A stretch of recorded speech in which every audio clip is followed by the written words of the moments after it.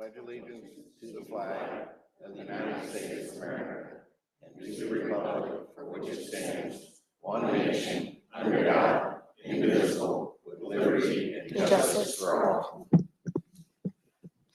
Please join me as we pray. Lord Jesus, we thank you so much for the privilege that we have to come together this evening, and we pray that you would bless us with wisdom and discernment as we make important decisions for the county. Lord, we pray that you would be with all our leadership at the local and state and federal levels, that you would be with all of those who work to serve our communities. Lord, we praise you, and we pray that we bring you glory this evening. In Jesus' name, amen. I'd like to call the meeting to order, and I would like to ask if you're in the audience, make sure your cell phone is on silent or turned off, please, so we don't disturb anybody else. So the first order of business is the approval of the minutes from May 8th meeting. I'll make a motion to approve those minutes. Second. We got a motion by Kathy, second by Joe to approve the minutes. Any further discussion? All those in favor, usual sign. Ed Ormsby, County Attorney. Mr. President, council members, we have a resolution for you this evening on behalf of the commissioners. You have it in your packet. I will read the applicable portions of the resolution so that it'll refresh your memory. Members of the press and the public here will know what we're doing. It's a resolution pursuant to Indiana Code 36-1-10.5-51, expressing interest in the purchase of certain real estate, whereas the Board of Commissioners, hereinafter referred to as the Board of the County, is the executive and legislative body of the county. The Kosciuszko County Council is the fiscal body. And 3, the board is interested in increasing the number of parking areas in downtown Warsaw. 4, the board has identified the real estate commonly known as 225 North Buffalo Street, Warsaw, Indiana, and more particularly described on the attached Exhibit A as part of a possible location for an additional parking structure.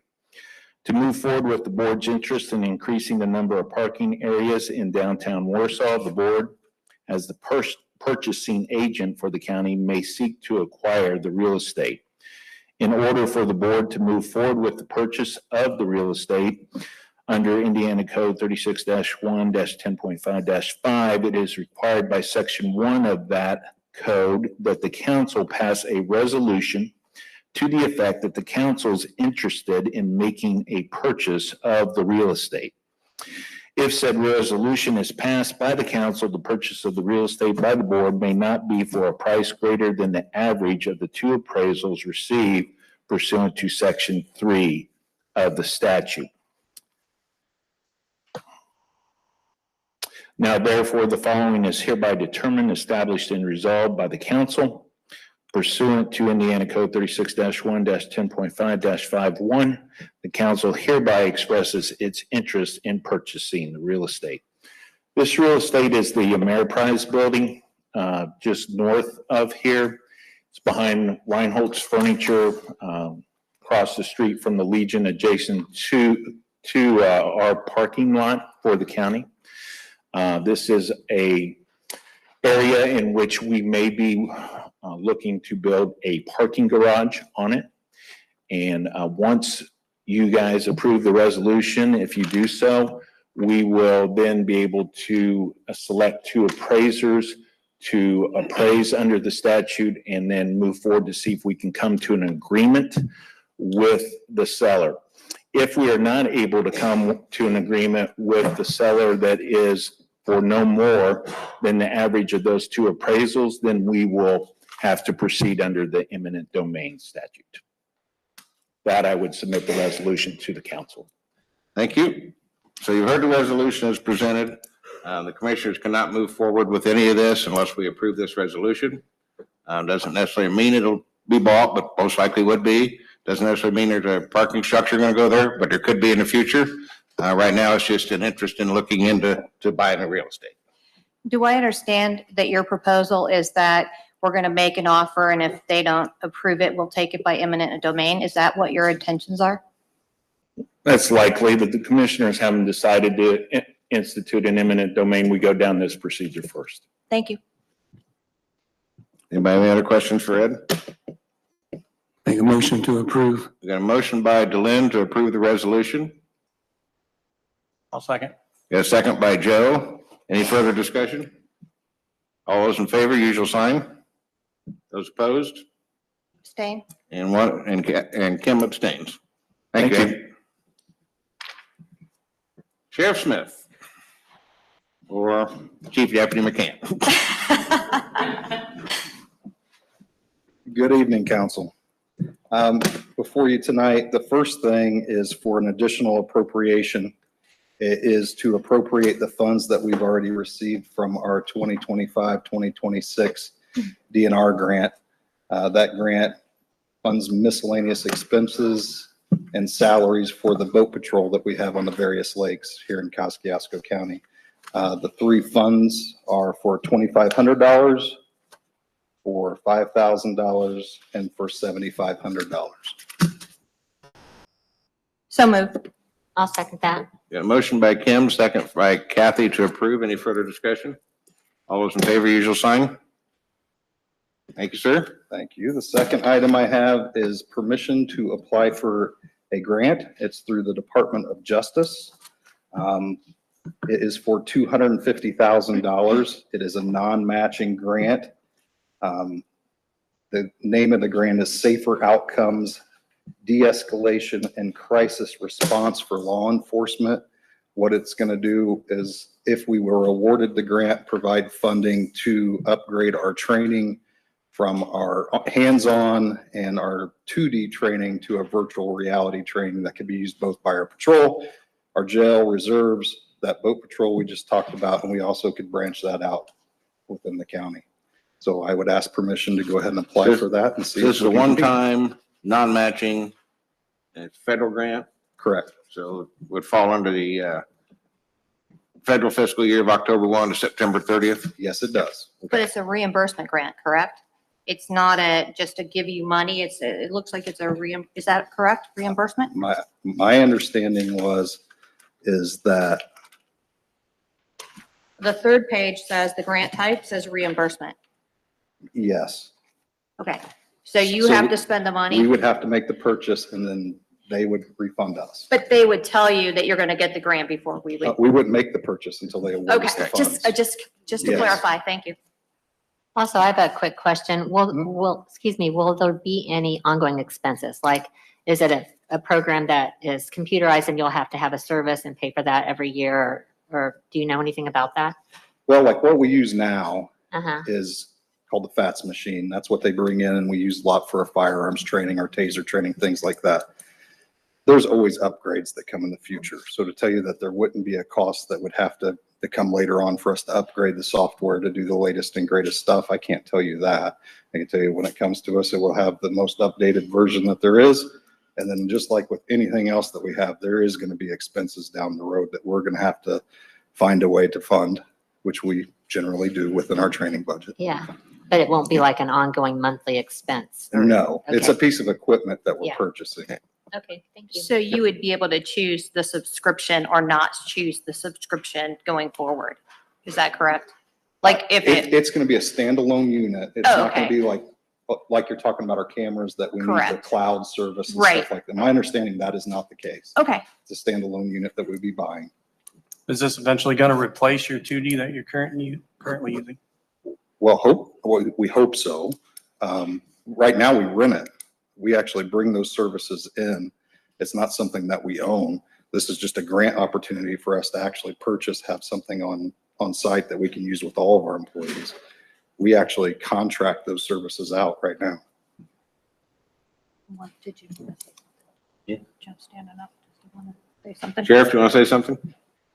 Chris is doing a great job. I think it's no secret, training is extremely important to us. We took Yeah. this as an opportunity. I mean, we don't know that we're gonna get it, but we don't wanna, you're guaranteed not to get it if you don't apply for it. Right. That's So that's really what good. this is. I'm very proud of our training program. Travis Shively leads the charge with that.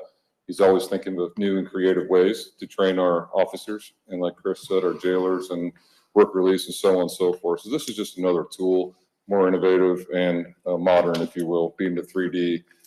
And to his point, we have always rented it, the FATS machine, if Tony, you're familiar with the scenario based, like firearms and things like that, shoot, don't shoot scenarios. This is a more upgraded version of that, and to be one that we have an opportunity here to possibly talk about making a purchase if we're awarded this grant. So, And with the mental health awareness that's coming about and the training going for this, guys, training into de-escalation techniques instead of a hand-to-hand combat is a lot better for everybody. And I'm gathering you'll get that out of this machine. absolutely. I make a motion to approve the grant. I second it. We got a motion by Kathy to approve, second by Delenn. Any further discussion? All those in favor, usual sign. Thank you. Bill Holder here. Yes, he is. All right, there he is. Didn't see him amongst all that crowd of people out there.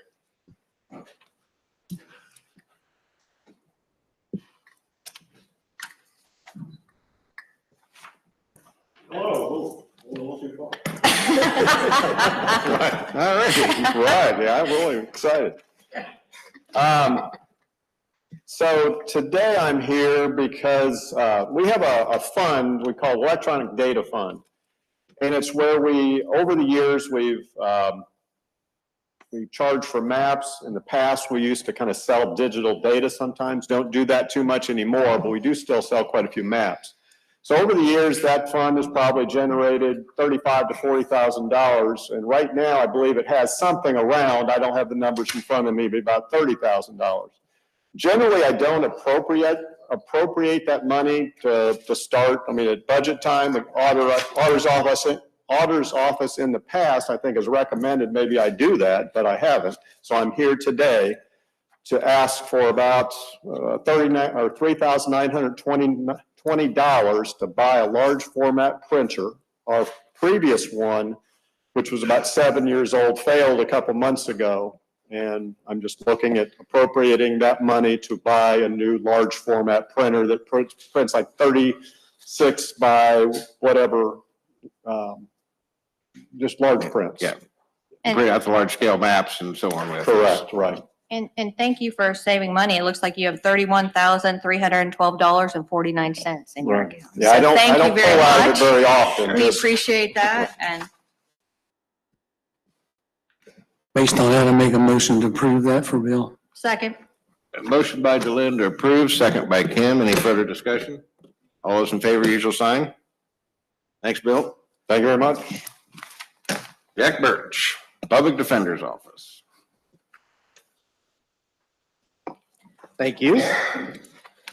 First time here, so I am asking for additional appropriations to cover the improvements that have already been started and almost finished for the construction, the purchase of computer hardware, and the office equipment for our new office. So that's $32,000, $92,000, and $67,570. And all of these would be coming out of the Public Defender Supplemental Fund, which is the fund that's based upon fees that are collected back from indigent defendants, not from the general fund. so Jack, so these are non-taxpayer funds, correct? Correct. These are fees Well, I mean- generated funds? Yes, presumably indigent people will be taxpayers, but no, it's not, right, it's not general fund. Thank you. Yes. So there's plenty of money in there to cover these expenses, I'm sure. Yes, yes, there's plenty. Make any questions for Jack? Move to approve. A I motion second. from Joe to approve, second by Kim. No, By Rachel. Rachel, I'm Rachel. sorry. Any further discussion? All those in favor, usual sign. Thank And for you. those of you who don't know it, Jack Birch is going to be the new county public defender, chief public defender of the office that starts next month. July 1st, 2 weeks. So he went through the public defender board interview process along with several other candidates and he was chosen. So he'll become a full-time county employee starting July 1. Correct. Congratulations, Jack. Congratulations. Thank you. Bob Weaver.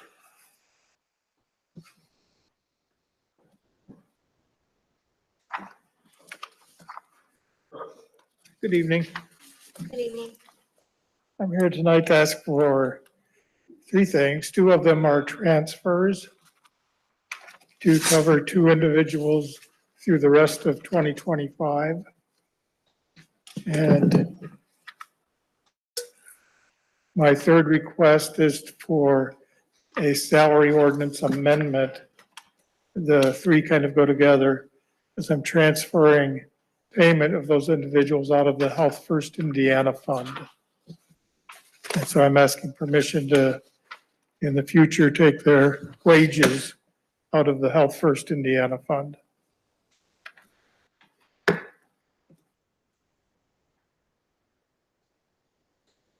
And you have plenty of money there.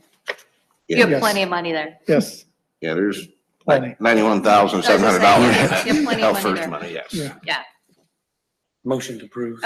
But now on the hourly, like, Go ahead. is that going to be something that you think next year you'll have the money for also? Probably. Yes, I will. Okay. I will. So actually, we have a two-part motion, one for the transfers, and then one would be for the salary ordinance amendment. So let's deal with the transfers first. We got a motion by Delenn to approve, second by Second that. Kathy. Any further discussion? All those in favor, usual sign. Okay, now we deal with the salary ordinance change. Take the public health specialist to a PAT 6 range, part-time care act COVID testing for $24.32 an hour, correct? Correct. Those are a food inspector position and a part-time communicable disease nurse. Any questions for Bob? So moved. Motion by Kim to approve, Second. second by Delenn. Any further discussion? All those in favor, usual sign. Thank you, Bob. Thank you. Alyssa, encumbrance report.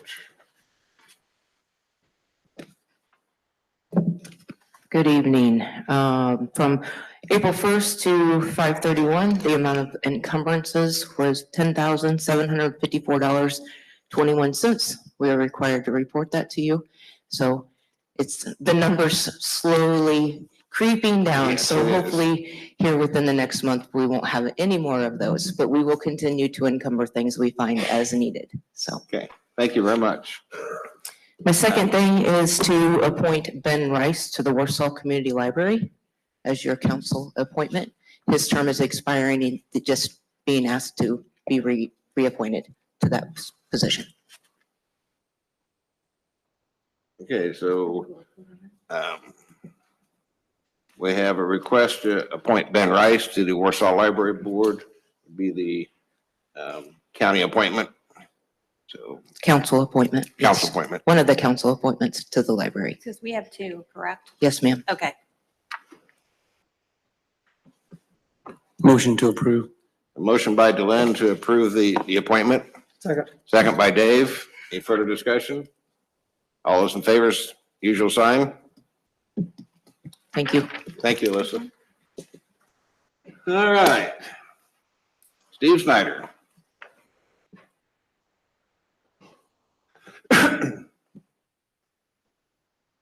Thank you and good evening. I'm here again on behalf of Slate Auto and Phoenix Warsaw Investments in regard to the tax abatement request for the former Donnelly property as we all know it. Last month, you listened to a presentation of what is proposed for the use out there. There have been a couple meetings since then. There have been meetings of the abatement committee. And I think we have resolved most of the issues that were raised in the period between the preliminary hearing and tonight's hearing. Just to recap, there are two requests for 10-year abatements pending. One for personal property improvements totaling $303,166,831. Comprised of machinery of roughly $255 million, logistics equipment of $34 million, and IT equipment for $14 million. Real estate improvements at this stage are planned to be $59,085,106 for total improvements, both personal and real, of $362,251,930, or 62 million. The numbers are just too big for me. $362,251,937. As you heard last month, the proposed number of employees is approximately 1,700 new jobs will be created by the presence of Slate in that building. Since that time, there has been a decision by Slate to bring in-house the manufacturing of the seats for the truck that will be produced at this facility. That will likely generate another 120 jobs. So we're getting close to that 1,800 number of total new jobs to be created. The actual salaries for the additional seat employees is yet to be determined, but we would expect it to be commensurate with the $93,913,415 salaries that are projected for the initial 1,700 employees. We tried to put together calculations, and I'm sure you've seen all of them by now, of what the effect will be on the revenue of the county, even after an abatement over a 10-year period is approved. Current real estate taxes payable on this property annually are $201,000. Current personal property tax on this property is $23,635. If you look at the anticipated additions to both personal property and real property, the base stays the same. We have to make that assumption that there's always going to be roughly $200,000 generated by what's there now. However, if you think about that, if it remains vacant for any extended period of time, the value of that property decreases and the tax revenue goes down. But let's just make the assumption that $200,000 continues and that the personal property tax at the current rate continues. Those aren't abated.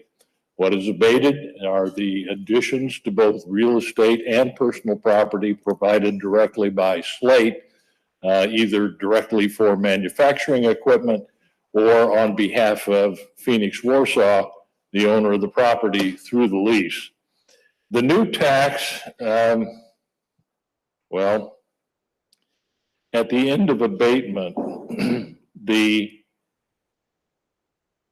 new tax goes from $36,000 to $731,000 at the end of the abatement.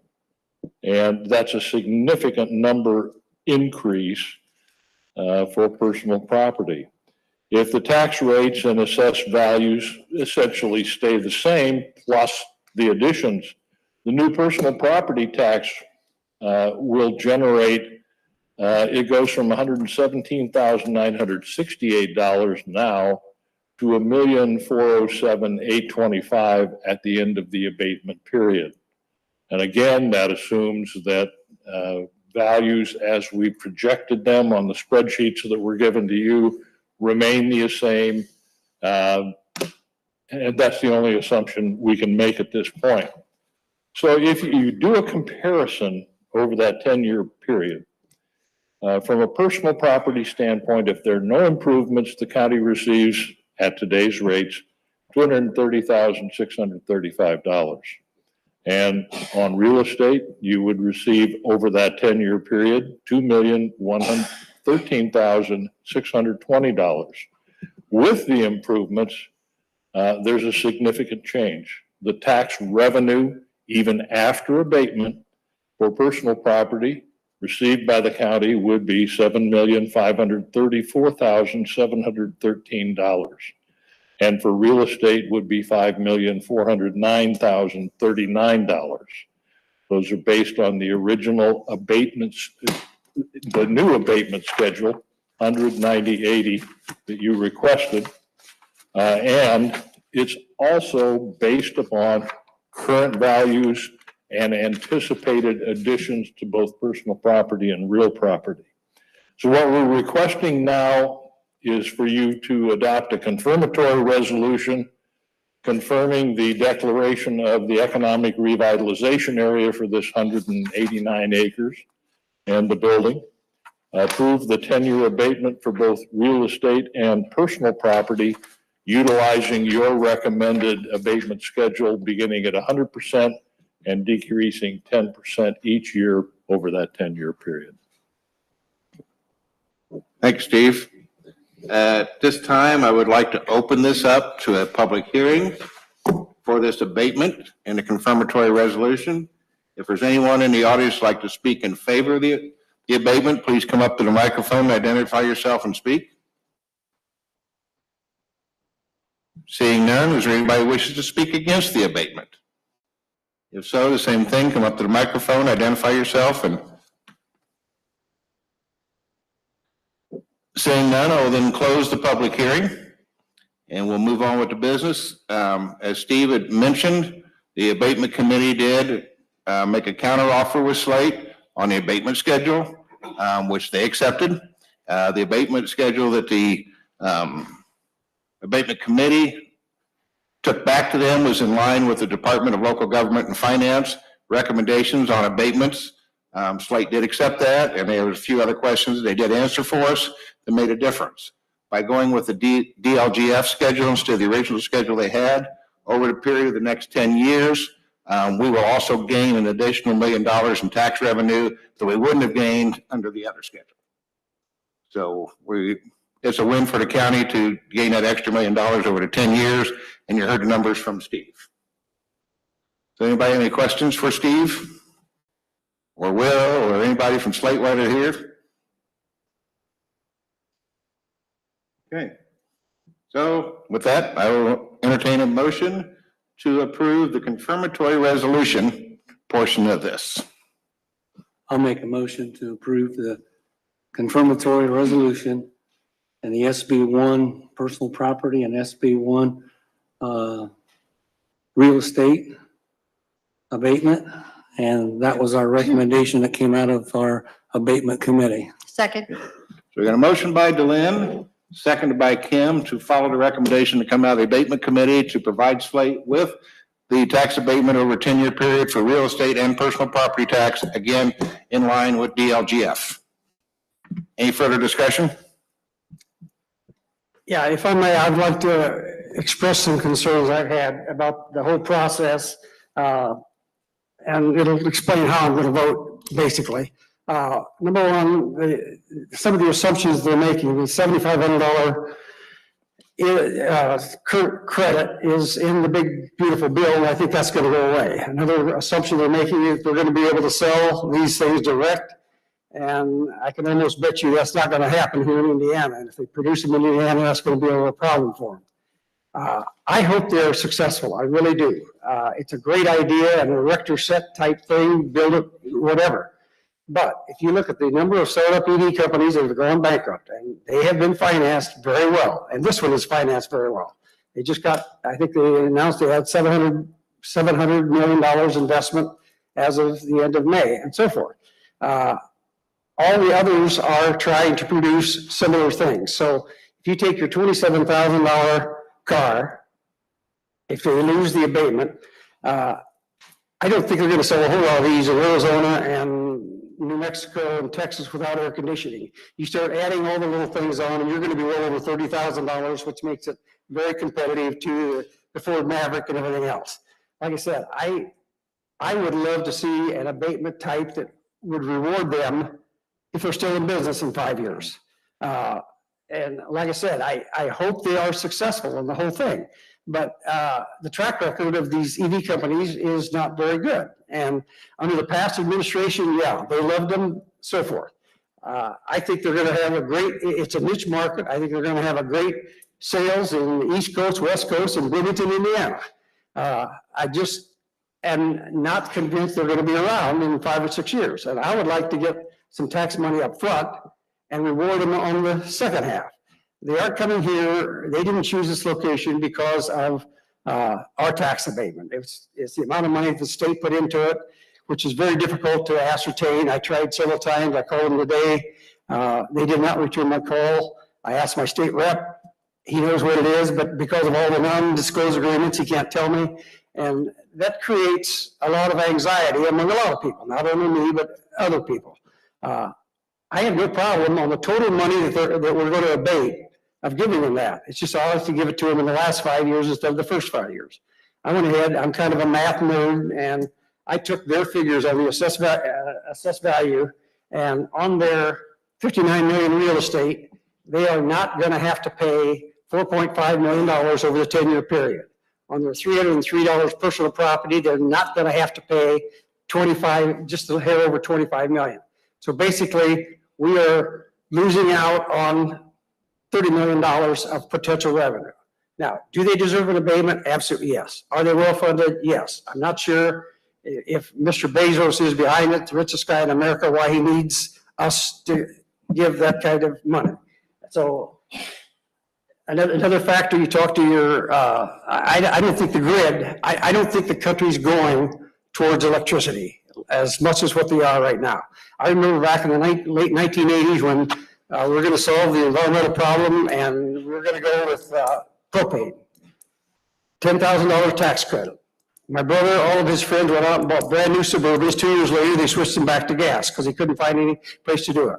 Our grid is already pretty well. You get on a hot summer day and that's where we can do it. I just think the future is not bleak under the existing things. They've got 100,000 reservations. I hope all those turn into it, but if you look at the history of it, Tesla had 250,000 for their Cybertruck. They built 50,000. Another company, Rivian, one of them, they said they had 100,000, and I think somebody may have gone to jail because it wasn't quite right. And I have no question that they have their 100,000, but I don't think those are going to turn into. So I really don't like the process the way we've gone through. We're talking a lot of money here, and apparently there's been negotiations between the abatement committee and the folks at Slate. And I know I wouldn't want to go against Mr. Snyder. He's about the best in the business there is. I think we ought to have some kind of legal attorney when we go into these things.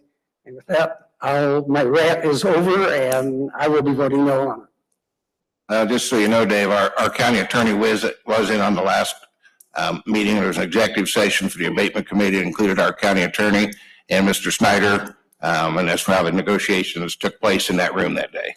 And he was there to basically see that everything was legal, correct? I mean, he didn't give you any opinion as to whether it was a good idea. Yeah. Make sure everything was legal and upfront, and that's what we need from him. Okay, so we have a motion on the floor to approve the abatement schedule as presented by the abatement committee and presented by Mr. Snyder tonight. Any further discussion? All those in favor, usual sign. Opposed? And abstaining. Motion carries. Congratulations, Slate. Thank you. Welcome to Warsaw. Okay, so we got some more abatement stuff to deal with, so I'm going to turn it over to Kathy as the chairman of the abatement committee. I just want to make a quick statement and just let you know that these abatements that we're looking at from here on out are ones that have currently already are in service right now. So we're not actually looking at them to decide whether or not we're going to, we're not renegotiating these abatements. We're basically just looking at these to determine whether or not they've actually fulfilled what their obligation to the county. And, just so that people know that when people ask for an abatement, every year we have to go through it to make sure that what they say they're going to do, they actually do. And then we approve it again for the next year. So that should hopefully give you a little bit of comfort and knowing that each year we will be looking at it to make sure that what they say they're going to do, they're actually doing.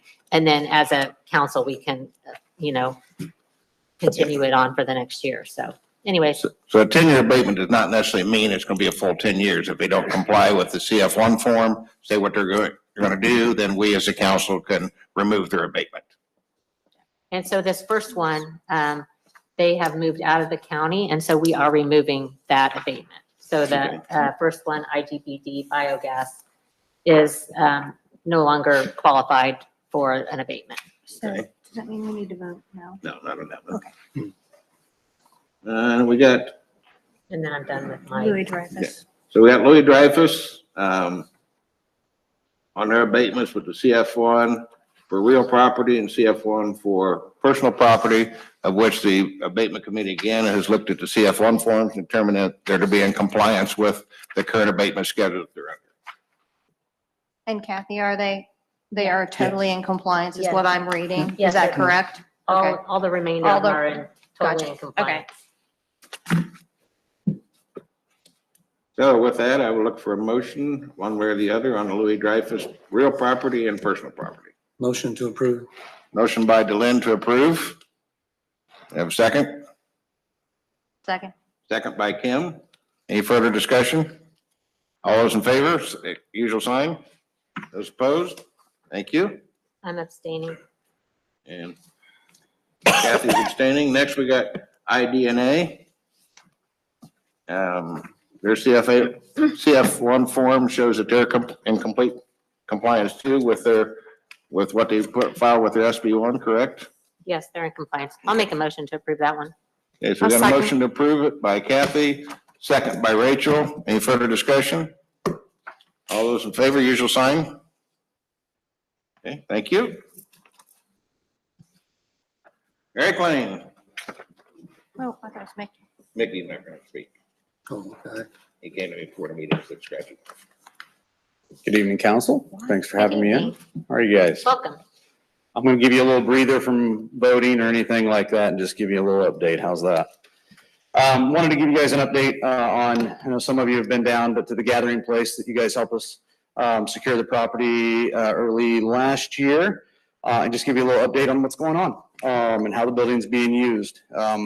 Since opening in October, we've had over 190 recovery and mental health support groups meeting there. We average about 10 a week that are meeting there. Outside of that, we've also had about 75 different groups that meet in the building. We've also worked with HSE, so adult education. We're holding HSE classes currently down there. Along with Project Ebenezer, we're working with them. Our therapist is working with Project Ebenezer and offering counseling sessions to our first responders and law enforcement right now. So that's been a great partnership. It's also been great just for community at large.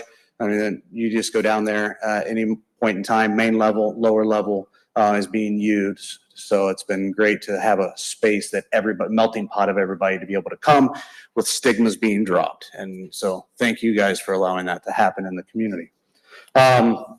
Also wanted to give you guys just kind of an overview of what's happening down the road at the shelter. A lot of you know the big building that's sitting there, and a lot of people are asking what's happening. Just wanted to give you a little bit of time update on that. The advertisement for bid, we're aiming for July on that through the city, through MACOG.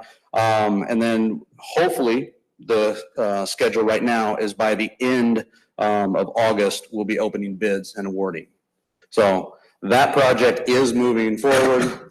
We're really excited about that to see where it can go because on average, we have 100% occupancy every night at the shelter. Between November and the end of March, we had 58 residents on top of our normal residents just seeking emergency shelter. We're busting at the seams there, and we've already gone through some planning processes on a building. It's just next fundraising. That's always fun. So again, just wanted to thank you and give you guys an update on what's happening. Thank you, Eric. Appreciate that. So next, we're going to get into budget presentations from nonprofits. The nonprofits did present these to the commissioners at the last commissioner meeting, and I would ask that you, those of you that are presenting tonight, please keep your presentation brief like you did with the commissioners. Council members, if you got something that you specifically like to ask them, preferably do it afterwards with them one-on-one. But if it's something that's going to benefit everybody, then feel free to go ahead and bring it up now. Okay, so first up, we got Cardinal Services.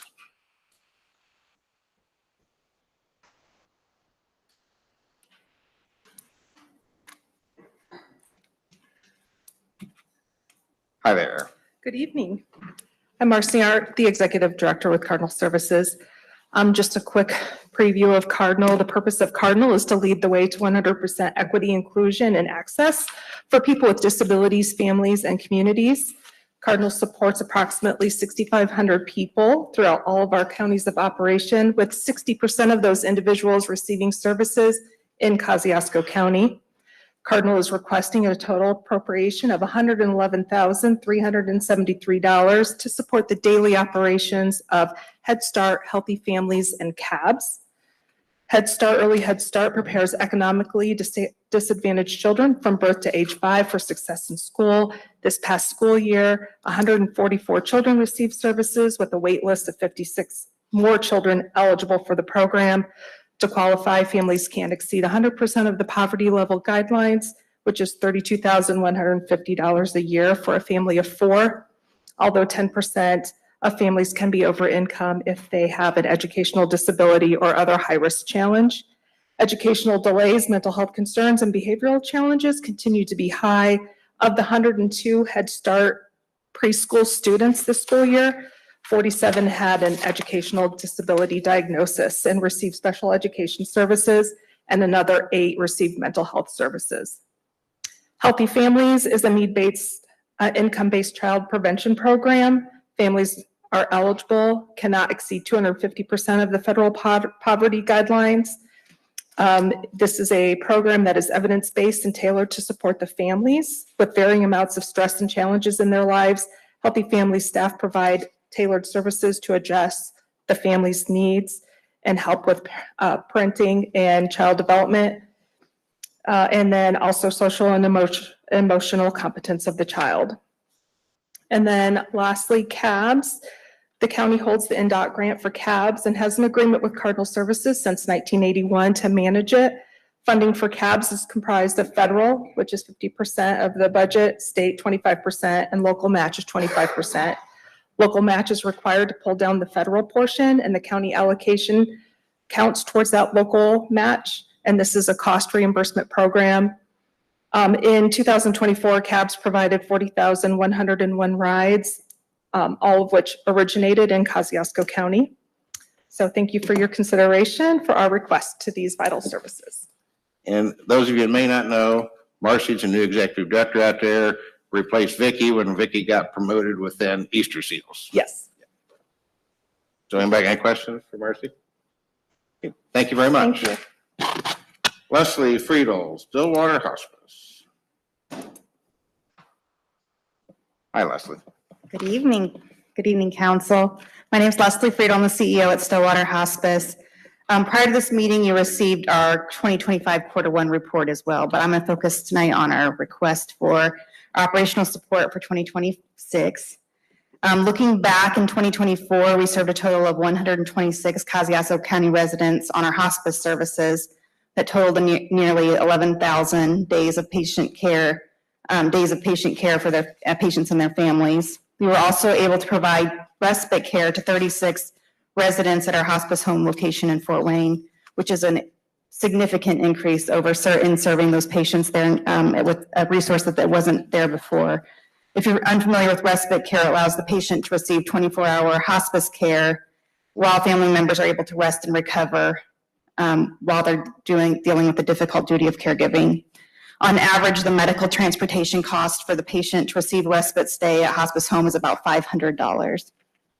In the last year, with the help of your support, we were also able to invest in a grief counselor who is providing grief counseling sessions at our office location here in Warsaw. She has supported individuals who have experienced all different types of loss, including the loss of friends, parents, children, siblings, spouses due to cancer, drug overdoses, and serious illness. I want to thank you for that investment. It's really made a big impact here in the county. As you will remember, in 2023, we came together with Kosciuszko Home Care and Hospice and have continued the local presence here in Warsaw and continue to staff this county to serve the serious ill and those that are grieving. I want to thank you for your continued support. Any questions? Any questions for Leslie? Thank you, Leslie. I know it's a long drive over for you, but I appreciate you being here. Kosciuszko County Historical Society.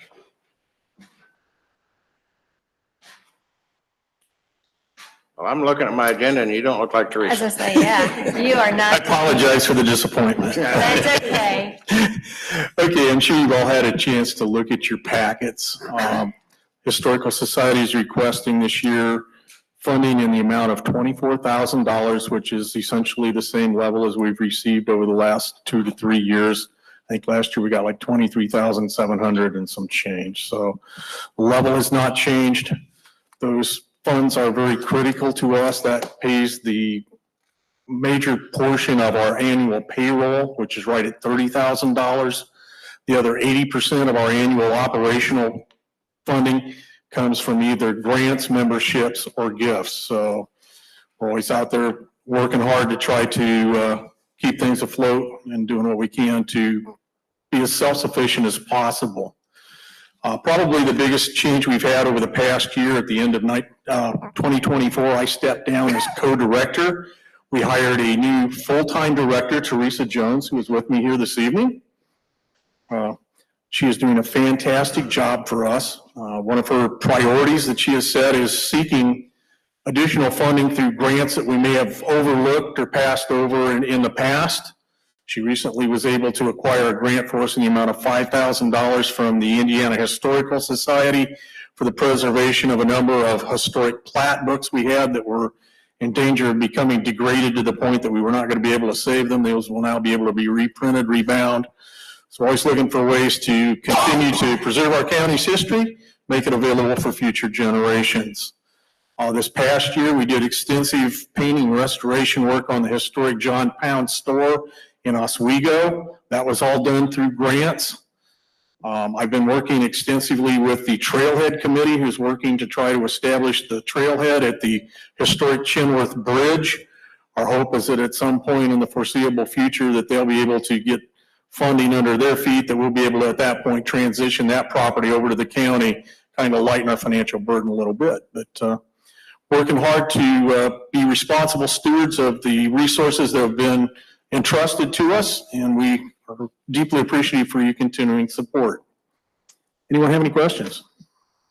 No, but I do like, you guys are definitely getting a little more PR on Facebook. You're putting your events out there. I'm getting invitations. I love it. And thank you. Well, that is all thanks to that lady right back there. I appreciate that. And I'm really glad that, it's getting out there. And in light of that, we do have a major event coming up in just a Yes. couple of weeks. On the 28th, we're going to be hosting an open house event all day on Saturday at the Old Jail Museum in celebration of this year's featured exhibit, which is on women in high school athletics. We're going to be hosting a ceremony hosted by legendary MC Rita Price, honoring the 1976 and 78 Warsaw Girls Championship basketball teams, as well as the 2015 Tippecanoe Valley State runner-up team. This year's Warsaw Tiger State runner-up teams. Going to have all kinds of events going on throughout the day. We cordially invite all you guys to stop out and take part. Back in the day. There you go. Thanks, Greg. Thanks, Greg. Appreciate you. Keep up the good work, Greg. April Sloan, Beaman Home. Good evening. I'm the executive director and the mental health counselor at the Beaman Home. And the Beaman Home is Kosciuszko County's emergency shelter for victims of domestic violence and sexual assault. For 40 years, we've been a safe haven to thousands of individuals and families, with more than 75% of those being Kosciuszko County residents. In 2024, we provided 3,764 shelter nights to 118 people and supported hundreds more through counseling, outreach, education, and housing assistance. Our services are free of charge, so we operate entirely on grants, donations, and community support. Unfortunately, we're preparing for a 40% cut from our largest federal grant, which means the potential of losing over $200,000 over the next 2 years because it's a 2-year grant. Today, I respectfully request $40,000 from Kosciuszko County for the 2026 calendar year. These funds will help cover crucial operating costs such as utilities, our 24-hour crisis line, and food, which are all essential to keeping the shelter running every single day of the year. Every dollar you invest in us doesn't just provide shelter, but it's healing, dignity, and safety to the victims who have nowhere else to turn. On behalf of every survivor, we serve. Thank you for considering this request and standing with us in protecting these vulnerable individuals in our community. Questions for April? So if you didn't hear April out there, this is the 40th year for Beaman Home. Yep. Marianne Cox and a couple other ladies started this up on their own to help victims of domestic violence, and it's grown into what it is today. Yes. So thank you, April. Thank you. How's the Oscar County 4-H Council?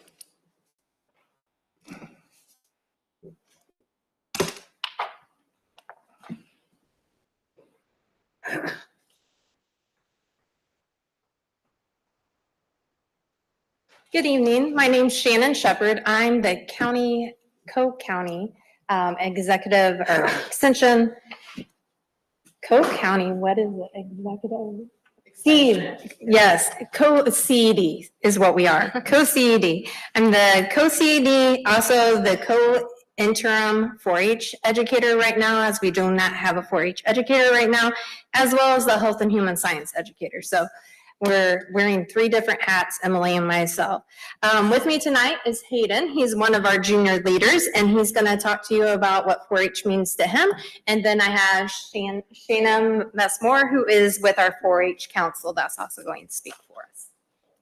So as you said, my name's Hayden Leckliner. I'm a 9-year 4-H member, and I'm going to tell you just a couple of the things that 4-H has taught me. So I've learned a lot of responsibility. So I show cattle and pigs, and I've learned a lot of responsibility because I'm responsible for my animals. They need fed and taken care of, and all those things that entail with that. I've learned a lot of time management because it's kind of hard for me being a teenager to wake up, do my chores, then go to school, have sports practice, then come home, feed the animals again, and work with them. And so that's a lot. That's a major thing that I've learned through 4-H. And really, I've learned a lot of hard work. You know, the more work that you put in 4-H and in life, it really pays off. And through many of the projects we have, whether it's animals or like the other projects, really the more you put in, the more you get out. And I've just learned a lot of hard work, and I'm so grateful for all the opportunities I've had through 4-H. Thank you. Thank you. I think Hayden's being very humble. He is one of our leaders for the Leesburg Mighty Farmers. So he won't say it, but I will say he is a phenomenal resource and someone all of the younger 4-Hers look up to. So my name is Shana Messmore. I am the secretary for 4-H Council. I believe you guys have our proposal there, which is just about a 2.5% increase from last year, just covering some of the inflation costs that we've seen as we try to provide a variety of activities, including livestock, all the way to cake decorating, photography. So we're trying to encompass as many youth as possible. For this year, we do have roughly 630 kids enrolled from mini 4-H to regular 4-H, which is 3rd grade through their senior year. Additionally, we have around 215 adult volunteers giving their time back to this youth, which uniquely enough makes it the largest youth organization, not-for-profit in your county. So it is a passion of mine, as my family's, and we've continued to just invest and support in this because it provides quality life skills that you can't beat, like you guys just got to see with Hayden. So, any questions? Questions for any of the 3 of them? Okay, well, thank you very much. Thank you. That concludes our presentations for nonprofits. Committee reports. Oh, I'm sorry, David Neff. Don't forget David. I checked it too soon instead of leaving it blank. We won't forget you, David. I want to thank the council and the commissioners for past support. One of the sacrifices I want to talk about that I personally made over the last 10 years in making these presentations is to make the seniors feel better. I've let my hair grow gray. Tony, thank you for your support on that.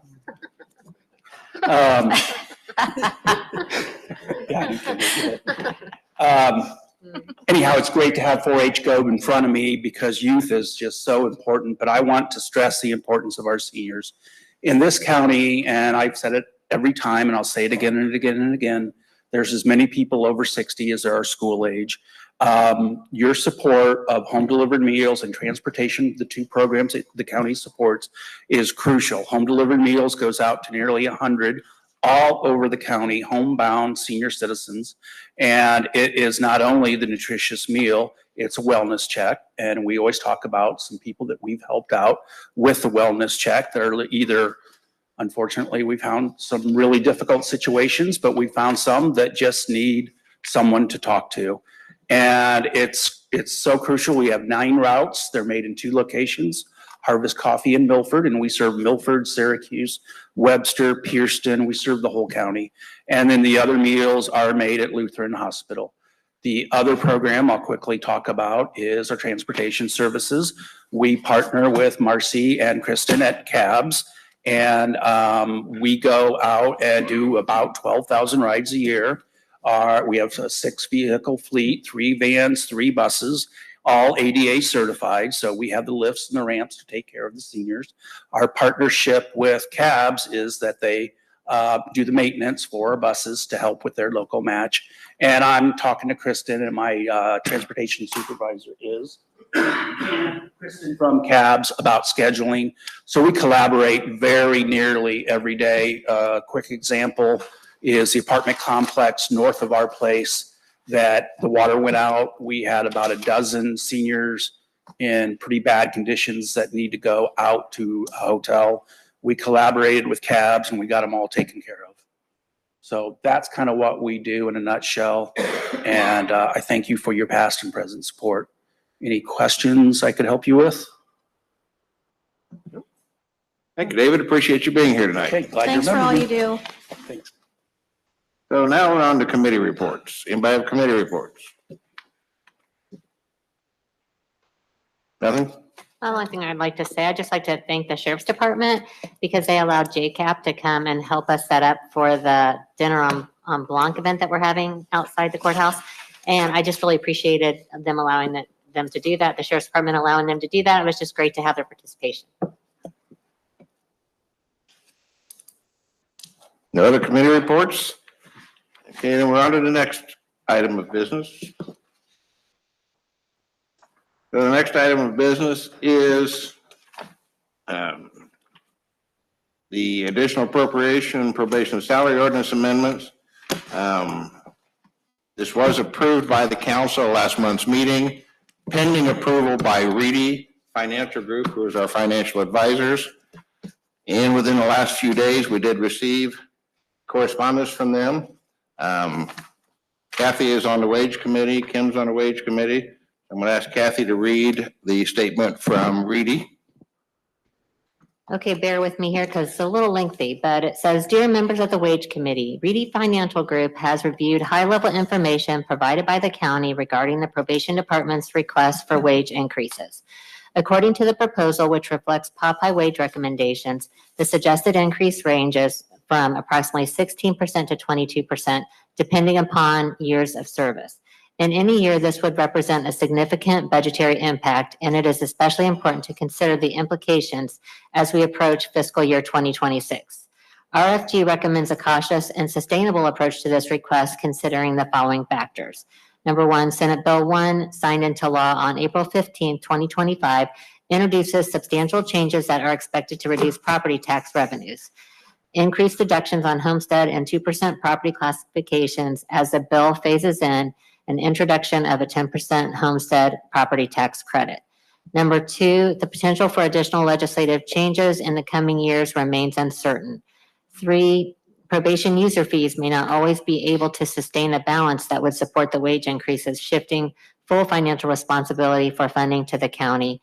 And lastly, wage adjustments are permanent, and reversing increases is generally not a viable or practical option. While the county's current financial position remains strong, it is essential to continue making prudent long-term fiscal decisions. RFG also advises that this raise request could set a bad precedent and have a negative effect on other employees. In sum, RFG advises that the raise request is not prudent and that the council deny the raise request as presented. Lastly, we recommend that employee raises be considered as a whole during the budgetary process when more information is available and a more informed decision can be made. Again, when the Sincerely. approval was made for this last month, it was with the caveat that it would be reviewed by Reedy and go with their recommendation. You heard the statement from Reedy that right now is not sustainable and they do not recommend that we go forward with this. So we have any discussion amongst the council members? With that information, I'd like to make a motion that the county council deny the probation additional appropriations, probation officer salary for 2025 as presented.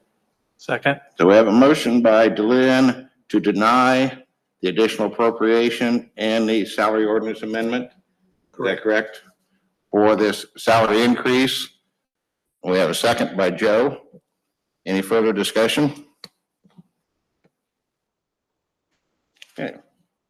With that, all those in favor of the motion as presented, please vote in a normal manner. Those opposed? Okay, we got one opposed. The motion carries. We would ask that probation, Your Honor, and probation, if you could consider this for your 26 budget process, so we got a better chance to look at it and get more information from Reedy as we go down the road. We would appreciate it. Thank you for being here tonight. Do we have any other business to come before the council? Do you have your second? You did them both at once. Oh, you did them both at once? Okay, very good. So any other business to come before the council? If not, I'd entertain a motion to adjourn. So moved. So moved. Second. Second. All those in favor? Meeting adjourned. Thank you all for attending.